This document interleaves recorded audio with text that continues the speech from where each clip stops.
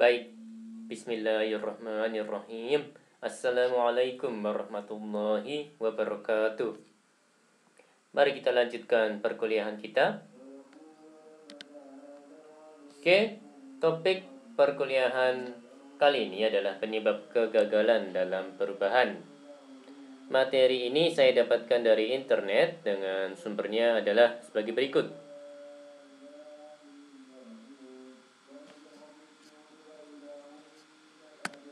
Oke, penyebab kegagalan dalam perubahan. Ya, tidak mampu menumbuhkan perasaan di antara anggota organisasi bahwa perubahan merupakan satu hal yang sangat mendesak dan sebuah keharusan. No sense of urgency gitu ya, Mas dan Mbak sekalian. Tidak mampu menggalang kelompok pendukung perubahan yang kuat. Jadi ya, tidak bisa meyakinkan gitu ya, semua atau ya sebagian besar dari kelompok itu untuk berubah gitu ya, Mas dan Mbak. Oke, tidak ada visi atau mohon maaf, saya ulangi, tidak ada visi atau visi yang kurang jelas, tidak mengomunikasikan visi secara intensif dan dengan baik agar visi tersebut menjadi visi bersama dan menjadi bermakna bagi anggota organisasi. Kemudian tidak menghilangkan hambatan terhadap tumbuhnya dan berkembangnya visi dan sikap baru, khususnya hambatan yang bersumber pada sistem dan struktur lama. Ya, petahana gitu ya, Mas Tanda. Jadi status quo, ingin mempertahankan status yang ada, kondisi yang ada ya, kondisi lama yang ada gitu ya. Kalau itu lebih kuat, ya perubahan juga akan sulit dilakukan. Oke, tidak ada perencanaan dan usaha sistematik untuk mencapai keberhasilan jangka pendek. Kemudian terlalu cepat merasa berhasil. Kemudian tidak berhasil mentransformasikan pandangan, cara-cara atau sikap baru menjadi budaya organisasi.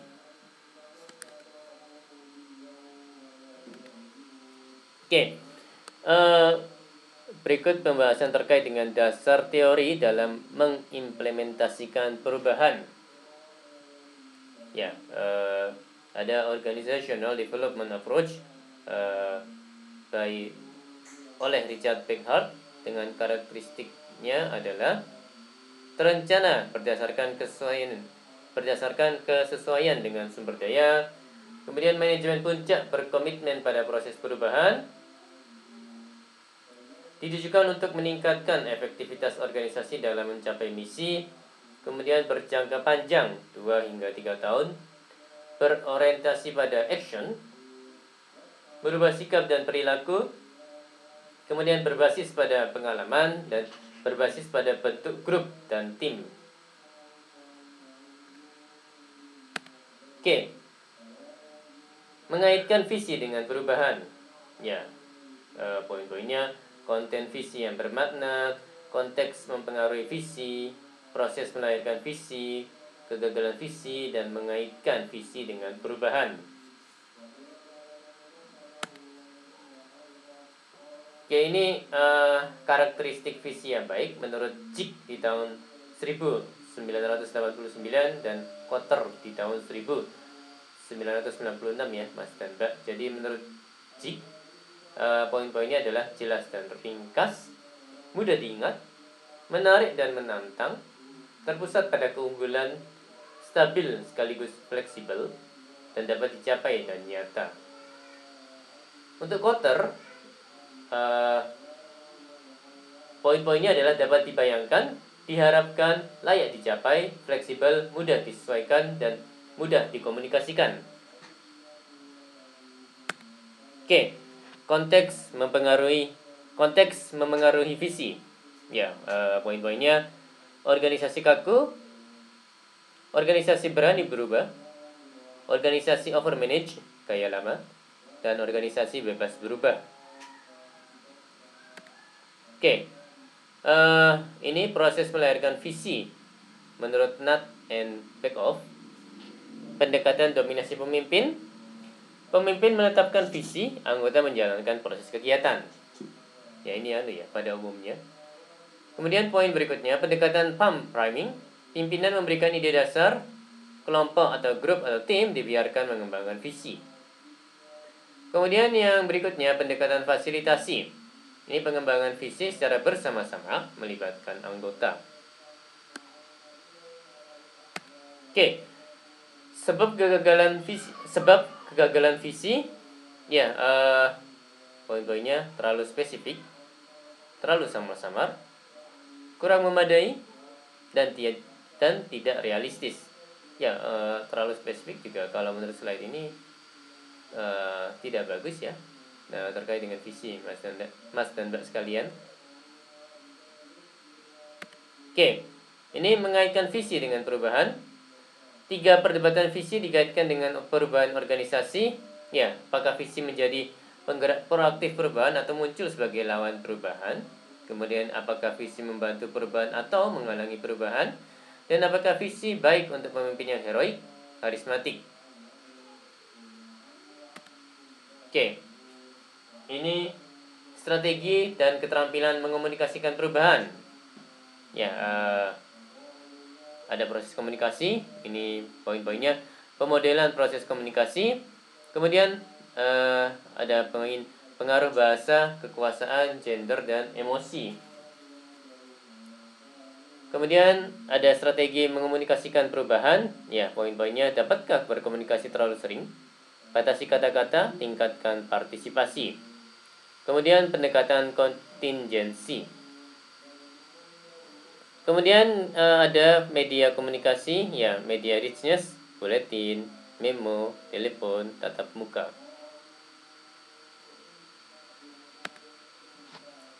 Oke, ini bauran komunikasi ya, Mas dan Mbak. Jadi ada konten, ada voice, ada tone, ada message, ada audience, ada medium, ada frekuensi, dan ada konsistensi. Oke, potensi masalah dalam proses komunikasi, ya pesan terlalu banyak, melebihi kapasitas kemampuan penerima pesan. Jadi pas Mas dan Mbak membaca WA gitu ya, kalau terlalu panjang kan ya males juga ya. Ada kecenderungan di skip gitu ya Mas dan Mbak. Kemudian berikutnya, distorsi dalam pesan, misinterpretasi karena beda keinginan. Ya, kemudian ya misinterpretasi berarti mungkin ambigu gitu ya Mas dan Mbak ya, pesannya itu. Oke, baik. Ada juga pesan membingungkan. Visi perubahan tidak secara jelas diterjemahkan ke dalam rencana tindakan. Ya, bingung. Oke, ini tabel ya, ada 3 kolom. Kolom pertama mengomunikasikan untuk perubahan. Kemudian kolom kedua tips. Kemudian yang kolom ketiga pertanyaan untuk dicermati.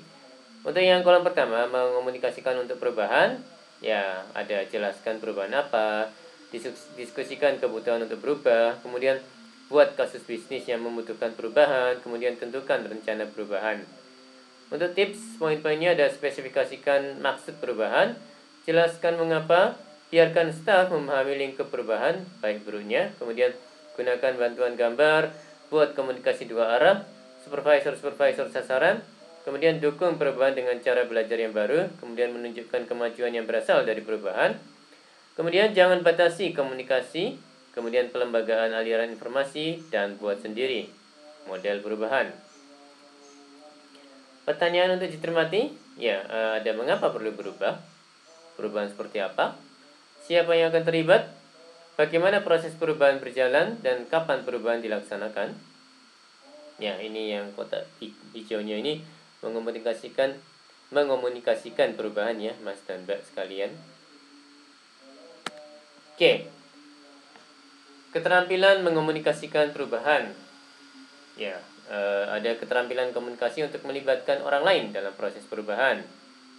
Ya, poin-poinnya mendengarkan sebagai keterampilan komunikasi, menceritakan kisah-kisah perubahan, menceritakan kisah-kisah dalam kurung perubahan, menjual ide perubahan dari bawah ke atas, kemudian toxic handles. Ya, ini penjelasannya, mengambil alih kekacauan, kesedihan, frustasi, kemarahan yang ada dalam organisasi. Kemudian ada juga keterampilan tanya jawab tentang perubahan organisasi. Oke, mengonsolidasikan perubahan. Mengonsolidasikan perubahan. Langkah-langkah mengonsolidasikan perubahan ya, ada desain ulang peran-peran, kemudian desain ulang sistem penghargaan, reward. Kaitkan keputusan seleksi pada tujuan perubahan. Ada poin bertindak konsisten melalui langkah advokasi, kemudian berikan dukungan pada tindakan sukarela berinisiatif. Kemudian ada poin mengukur progres perubahan. Kemudian rayakan setiap keberhasilan dan pertahankan yang sudah dicapai.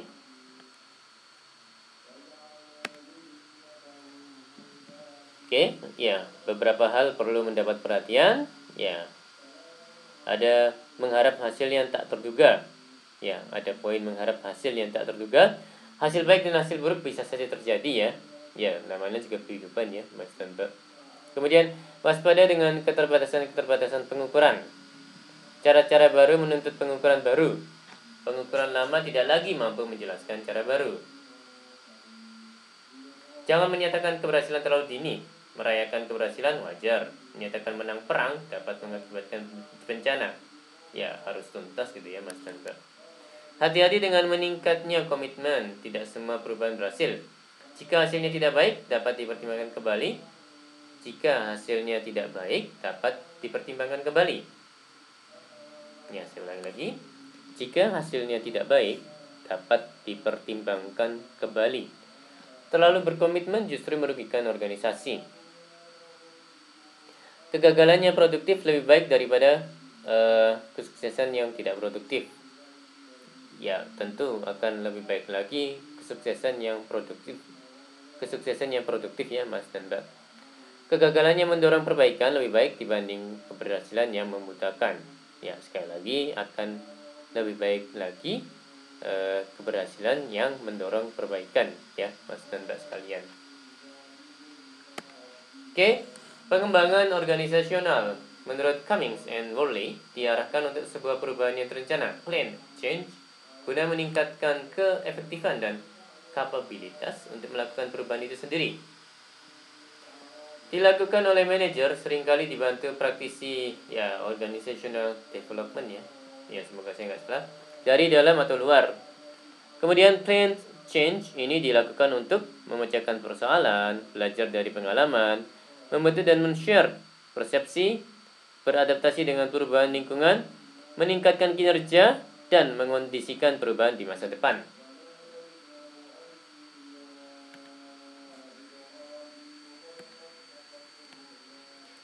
Baik, demikian perkuliahan kali ini. Ya, terima kasih atas perhatian dan waktunya. Mohon maaf kalau ada hal-hal yang salah dari saya.